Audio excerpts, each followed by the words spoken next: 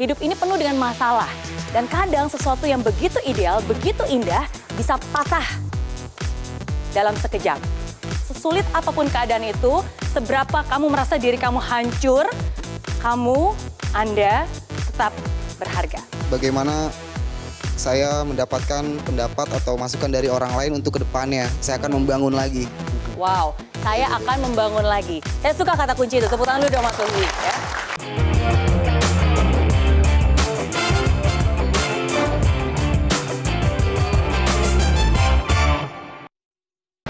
Eits, tunggu dulu. Sebelum nonton video lengkapnya, jangan lupa untuk subscribe ya dan klik link di bawah ini. Jangan lupa juga untuk klik tombol loncengnya. Oke? Terima kasih. Selamat menonton.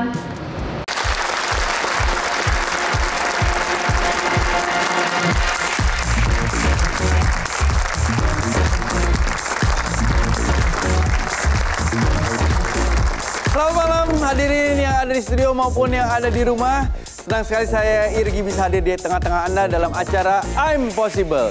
Dari Impossible jadi I'm Possible. Baik, seperti biasa kami akan mengundang seorang wanita cantik yang selalu memberikan kita motivasi. Ini dia Miss Mary Riana.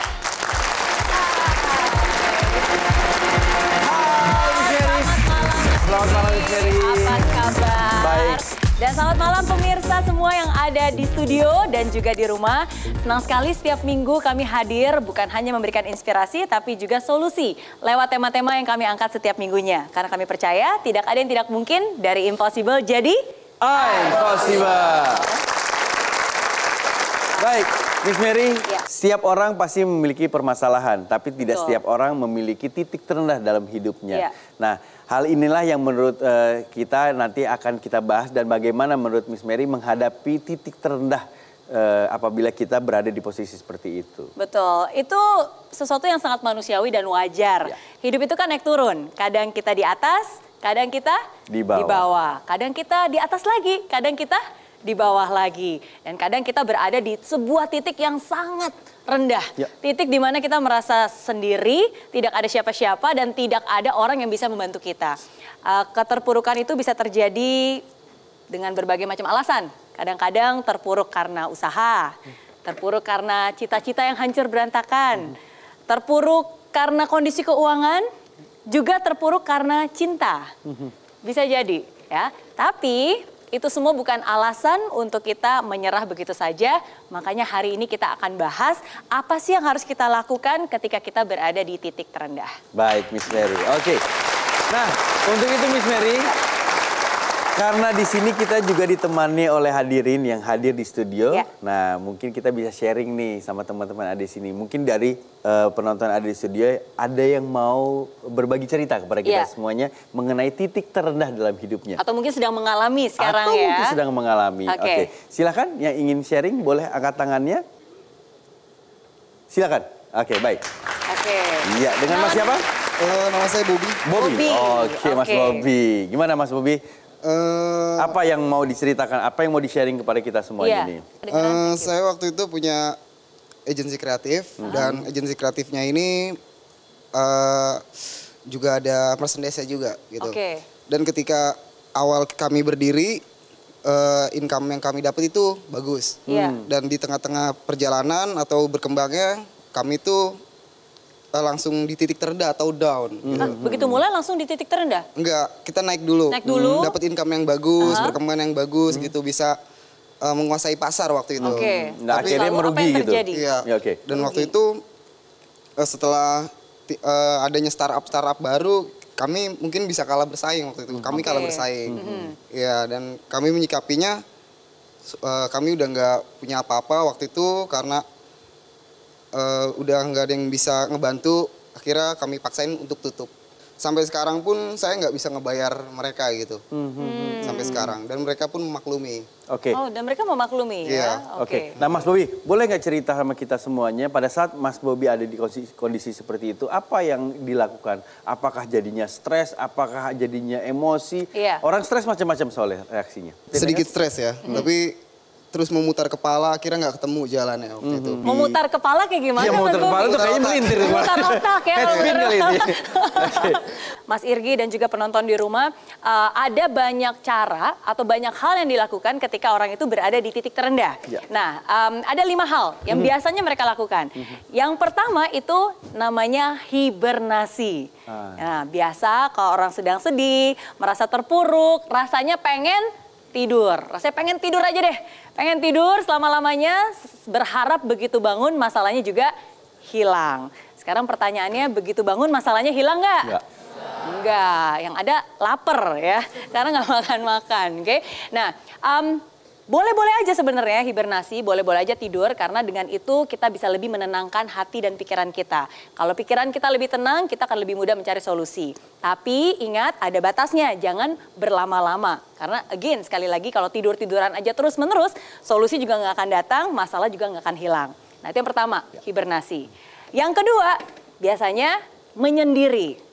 Nah, sekarang pertanyaannya, boleh nggak menyendiri ketika kita lagi sedih, ketika kita berada di dalam titik terendah? Boleh? Boleh? Boleh, tentu saja boleh. Oke, karena kadang kita juga butuh waktu untuk sendiri memutar kepala, seperti kata versi Bobi, ya, memutar otak untuk mencoba mencari solusi. Ya, boleh-boleh aja. Tapi ingat, jangan sampai kebablasan. Karena ini yang sering kali terjadi ketika kita berada di titik terendah, terus kita menyendiri, terus kita lupa. Akhirnya kita terlena dalam kesendirian kita, merasa nggak punya siapa-siapa, menyalahkan diri sendiri, merasa diri tidak berguna, dan ingin mengakhiri segalanya. Nah, yang ketiga, yang juga biasa dilakukan ketika orang berada di titik terendah.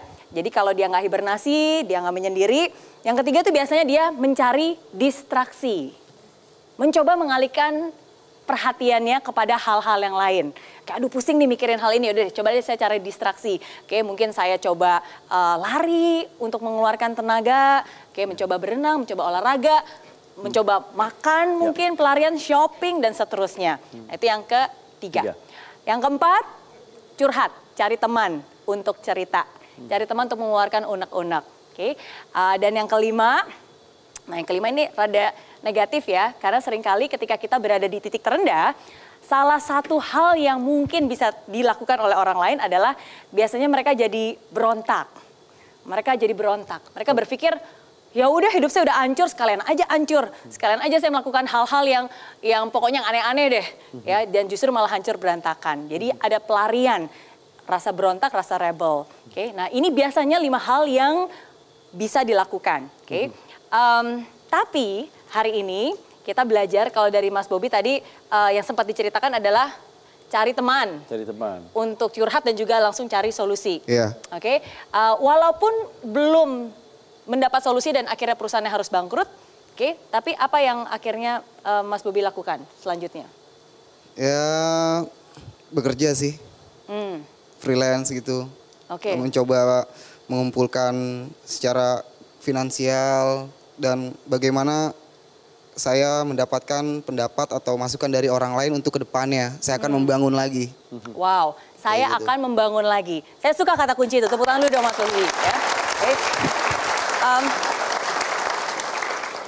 Karena ini satu quotes yang ingin saya bagikan kepada Anda semua yang ada di studio dan juga khususnya Anda yang ada di rumah. Kita lihat quotes berikut. Titik terendah bukanlah tempat untuk kamu menyerah, tapi titik terendah adalah tempat untukmu berpijak, membangun fondasi kokoh nan megah. Nah, jadi, walaupun kita sedang berada di titik terendah, walaupun seakan-akan tidak ada lagi jalannya, tapi ingat itu bukanlah alasan untuk kamu menyerah. Itu bukan alasan Anda untuk menyerah, tapi itu adalah tempat untuk Anda bisa berpijak, membangun fondasi yang jauh lebih kokoh untuk Anda di masa depan. Setiap orang pasti pernah mengalami titik terendah, termasuk juga saya. Di usia saya yang masih muda, 20 tahun, saya harus hidup sendiri, jauh dari orang tua, penuh dengan kekurangan, keterbatasan finansial, keterbatasan bahasa. Ada banyak hal yang saya ingin dapatkan, tapi saya tidak mampu. Ketika saya berada di titik terendah, saya jadikan titik terendah itu sebagai fondasi untuk saya membangun mimpi-mimpi saya. Dan akhirnya saya bisa berhasil, dan saya yakin kalau saya bisa berhasil, Mas Bobi pun juga pasti bisa berhasil. Baik, Mary. Saya setuju dengan quotes yang tadi dikatakan oleh Miss Mary bahwa titik terendah itu harusnya dijadikan sebagai fondasi. Betul. Ya, untuk membangun. Untuk kita berpijak dan membangun. Betul. Oke, tapi tentunya itu harus ada jalan. Ya. Harus ada salah satu sikap yang harus kita lakukan. Betul. Nah, seperti apa untuk menyikapi titik terendah dalam hidup kita agar titik terendah itu menjadi satu pijakan dan juga sebagai sebuah fondasi. Yes. Jangan dijawab sekarang. Kita akan mendengar jawabannya setelah yang berikut ini. Tetap bersama kami di I'm Possible. Dari Impossible jadi I'm Possible. Selalu ada cara untuk setiap masalah. Sama seperti ketika Tuhan menciptakan gembok, nggak cuma ada gemboknya aja, tapi juga gembok beserta kuncinya. Hai friends, terima kasih ya kamu sudah menonton I'm Possible episode kali ini. Nah, untuk kamu yang ingin nonton langsung I'm Possible di Studio Metro TV Jakarta langsung bersama saya, bisa langsung kunjungi link di bawah ini ya. Nanti kamu bisa daftar dan kamu akan masuk ke dalam grup WhatsApp. Di sana akan ada langkah-langkahnya. Dan pendaftaran gratis. Jadi tunggu apa lagi? Daftarkan diri kamu sekarang juga, bawa teman yang banyak, dan sampai ketemu di Studio Grand Metro TV. Oke?